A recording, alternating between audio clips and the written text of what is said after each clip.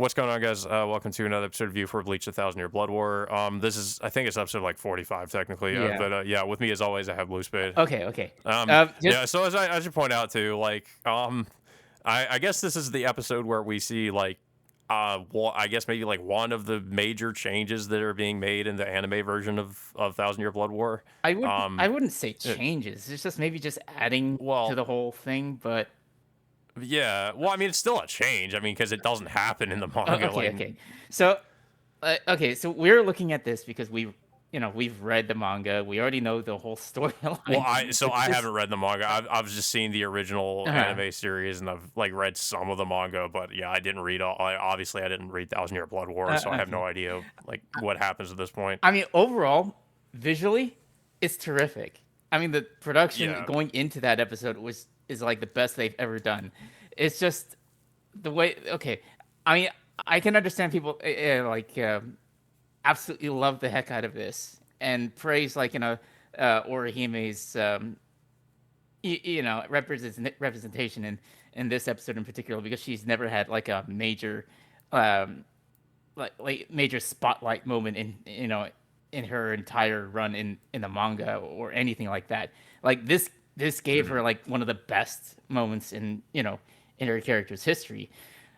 Problem that of course that we have in particular, we're not hating on it in in a certain way. It's just like we know for a fact that this is not like what happens to her at the end of this episode is it does not really happen in a way. So Yeah. Yeah. So, yeah. I mean, we should just yeah, we should just get into it. So basically, this episode, of course, picks up where the last one left off. We don't really go back to the fight with Gerard Valkyrie. Like this one is mostly like Ichigo versus Yowak, and also like with a huge focus of obviously like on Horihime trying to help him the whole time. As we saw at the end of the last episode, like Ichigo now has obtained this um this new hollow form, yeah, and he's his yeah, horn of salvation that he used yeah. to combining with his Getsuga Tensho to attack Yuhabak. And Yeah, so and of course at the end of the last episode, he hit Yuhabak with with like almost like I guess an evolved form of the Getsuga Tensho, which is almost like Yuhabak pointed out like Grand Race Zero, but it's of course not enough to take down Yuhabak or anything. He quickly recovers from this, and we see this huge clash between Yuhabak and Ichigo. Meanwhile, Ganju and Chad are trying to fight off these like living statues. When Renji and Rukia show up to help him out, but Renji tells Rukia to go and help out Ichigo. So now Rukia is eventually she of course also gets involved in the fight, yeah, um, but not before Ichigo. Like it seems like at first he kind of has the upper hand, but that the tables quickly turn on Ichigo, where he ends up getting beaten back pretty bad by Yuhabak, and Orihime the whole time is like trying to keep him healed. Um, but Orihime also at multiple points becomes the subject of Yuhabak's of his attacks. And at one particular point too, I mean, she pretty much like dies like 5 or 6 times over because we see her get impaled like multiple times, um, and then just like tries to heal herself. But Ichigo probably gets the worst of it because I mean, imagine the fight with Ukiura, but worse. Because we saw Ukiura put like a gigantic hole in Ichigo before he came back in his hollow form. In this episode, like he gets like just like multiple holes just like put into him, and Orihime is like trying to keep up, trying to heal him the whole time. Um, and yeah, I mean, it did remind me of that episode where like Orihime is like helplessly watching Ichigo getting just beaten really bad by Yuhaba, like almost like she was like watching him get beaten by Ukiura. yeah. And this eventually Rukia finally arrives uh, to hold back Yuhabak with her new ice abilities. And of course, we see Rukia and Ichigo fighting together. But of course, we also see Ichigo unleashing his new full Hollow Bankai form, in which he grows a second horn on the other side of his head. Um, and of course, it shows like like almost like these fire like chains emerging from both his neck and and his limbs.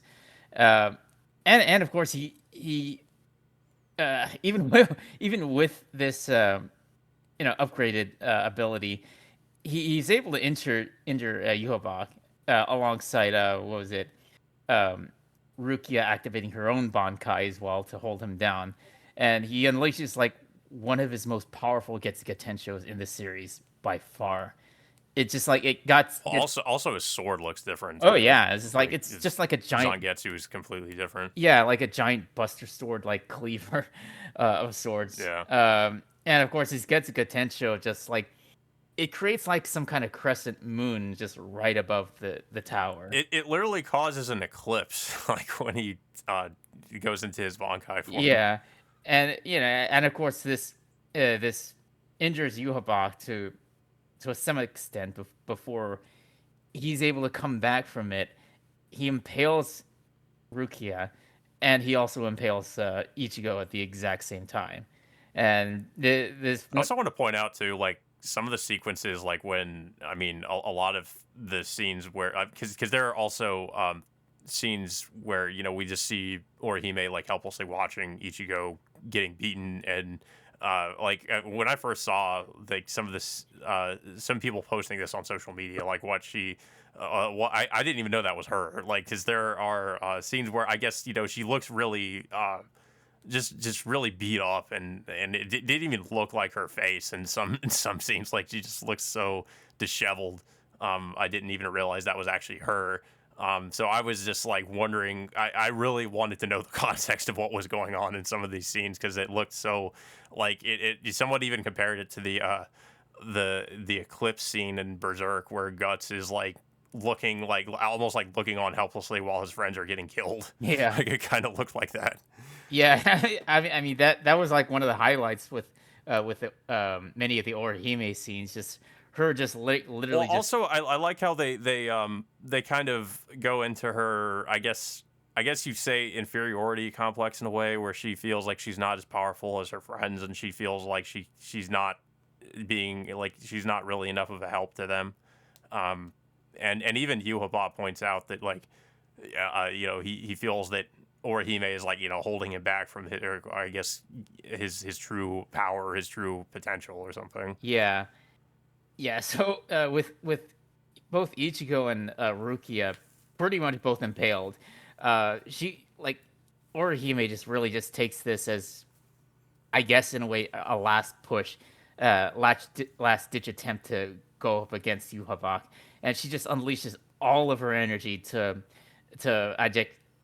reject all of her injuries to heal herself, and then she uses Well, like and also the flower hair ornament broke too. If I remember correctly, like then they say like in the original series, like that was like what was holding all her like all her powers are contained within that. I guess. yeah.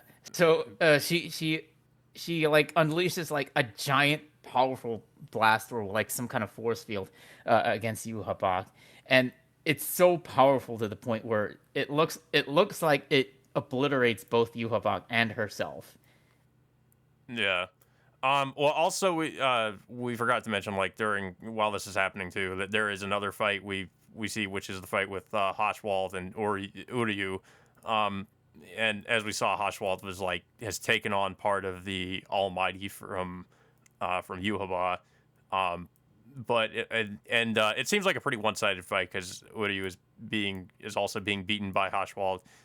But he points out later in the that there is like I guess a 3 second like some kind of a 3 second lag between when Hochwald can perceive the future. Yeah, So he uses that to his advantage to try to get the drop on Hochwald in a way. yeah, and he what was it? He uses the Leyden hand glove uh, to, I guess, to remove the almighty power completely from Hoshwald. So I guess in a way it'll give Uryu an advantage. Coming up in the next episode, while he's fighting against Hoshwald. Yeah, but of course the main thing everybody's going to take away from this episode is was supposed death of Orihime or whatever, because Yeah, it does look like she just like sacrificed herself to try to kill Yuhaba. And it doesn't help that at the end of the episode, like at the end of the episode, we see this like symbolism with the flower, like one of the flowers, like being like wilting or just going away, almost like Orihime is quote unquote dead. And of course, we just have like sad music, like rendition of the ending song playing while it's happening too. So they really go out of their way to, and not to mention the imagery of it, but they really go out of their way to make it seem like Orihime is dead. But I mean, I'm sure like if anybody knows anything about the way the series ends or is supposed to end in the manga, like there's no way they're going to actually kill off Orihime. Now we have seen characters get killed off in Bleach before. We've seen tragic deaths happen, like Gin, for instance. But this is different because and I don't have a problem with the idea, I guess, of a main cast member being killed off. Like I think it is a good idea to do that, considering it would make it would kind of like make the stakes higher in a way, like just really drive home how much of a threat that Yuhaba really is. But Orihime in particular would be a problem, considering I guess spoilers, like, and I'm sure everybody knows anyway, but Orihime is, the father or the mother of Ichigo's children. So I mean, she really can't die. Like, I mean, I don't see how she could die and the series like would end the same way. I mean, that would have been like a shocking moment if this was actually in the manga. But as we know that, Yeah, you well, know, like you pointed out, it's not in the manga, and I'm sure that's why everybody's freaking out too, because it's not in the manga. And this is one of the things that Kubo was going to, I guess, alter in a way or add into the anime. yeah, it's just. Um, I mean, it looks amazing. Visually, it looks amazing. It's yeah, just no, it's one of the most like visually impressive episodes of Bleach like ever, and I mean, it's probably like one of the, I would say one of the best episodes ever of Bleach. yeah. Um, I mean, but the problem is, yeah. like I said, like I think it's just going to be a massive cop out at the end because she's not really. I mean, I'm gonna bet money she's obviously not dead. She's not going to die. But everybody on the internet, and a lot of it is really just kind of clickbait. They're like, "Oh no, she's dead. She's dead." It's like she's not dead. There's no way they're going to actually kill her off. And if they, I mean, I guess I'll eat my words if they do, but I highly doubt it. Like, there's no way I they're mean, going to do that. this is almost the same situation as people thinking that they were going to end up changing the ending to Attack on Titan when clearly it was Yeah, never going which to. of course, like the only thing they changed was like making honestly, like kind of making it worse with like making Eren seem more like an idiot with adding lines of dialogue that he didn't say in the manga, and just where his plan just makes even less sense. Um, Yeah. Well, but this in particular, it's just mainly used for shock value in a sense, but it's just yeah, I don't I mean, like I said, I like the visuals. It's just I don't take like the whole concept of Orihime dying seriously because I know for a fact that she's not gonna die because yeah. I've read this point in the manga, and I know how the story ends. So it's like I don't know. I'm Well, like and also like we should point out like there's no way Yuhaba is gone either. Like he's going to come back. I mean, not to mention Aizen hasn't really gotten his opportunity to get involved in the fight. We see that happen in the manga too. yeah. So I mean, we know that's obviously going to happen. Yeah, I mean, we still have like what maybe it's not it's barely like halfway done for Yeah, this yeah. I mean, one. there's still plenty of time. So there's yeah. I mean, if this happened like near the last was like near the very end of the series or something, then I would like really be raising an eyebrow. But I mean, I don't see like I said, I don't think they're going to commit to her actually like dying. I don't think she's actually going to die. Yeah, it's just I mean, yeah, I would imagine that this is what Kubo would have really wanted to put in his manga had they given him the time and day to actually put it in there in the first place. But it's just like, Yeah, well, that's what he's been doing with the anime. yeah, He's, yeah. I guess, adding all the stuff he wanted to add in the manga. I think he knew that he would get this kind of reaction. I mean, like I mean, a lot of people on Twitter are praising how good the episode looks. It's just the whole situation with Orihime that's just my issue. It's just like it's not like a huge issue to me. It's just like I know. It's just like my only nitpick is just like I know that this is not what really happens altogether. Mhm. Yeah, I guess they really want to like either way. I give like Orihime like a big moment where she gets to actually do something significant to Yuhaba, and I mean, I guess in a way she does. Um, but I mean, overall though, like yeah, like I said, like in my opinion, not only of the Thousand Year Blood War, but it's definitely like one of the best episodes of the whole series. I think, just because of like everything, all the stuff, mainly all the stuff with Orihime. Like Mhm. I never expected any of that, so it definitely kind of took me by surprise in that sense. Um, and I mean, I don't know like who was in charge of like drawing some of the frames with Orihime, but they I feel like they definitely went above and beyond to just show all like her emotional distress. Mhm. Like I've never seen her look like that before.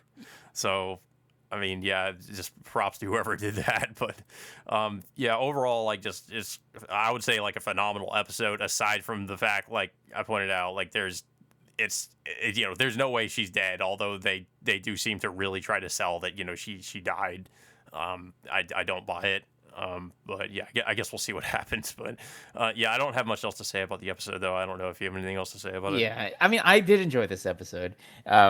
Like I loved how they spent the time and day to to improve the visual quality of a lot of these episodes ever since the season came back. I mean, there's a reason why this final season took an additional year for it to come back, because they wanted it, to go out with a bang, for this final season. Yeah, no, I think they definitely accomplished that so far. I mean, this really almost makes the whole fight with Aizen like almost look kind of like a cakewalk. Yeah, it's just Just that, to like, show how powerful Yuba yeah, is. I think, yeah, that is like, uh, like, I think that the big positive factor, like, of them improving the visual quality for this, because they know they want to, like, to make it this their big, send off moment for, like, for these characters. It's but Mhm. it's just like that. It's just that little minor issue I have about, like, I guess, in a way, like a fake out for or Hime dying in this episode. Yeah. But yeah, guys. So yeah, that all being said, until next time, we will see you all later.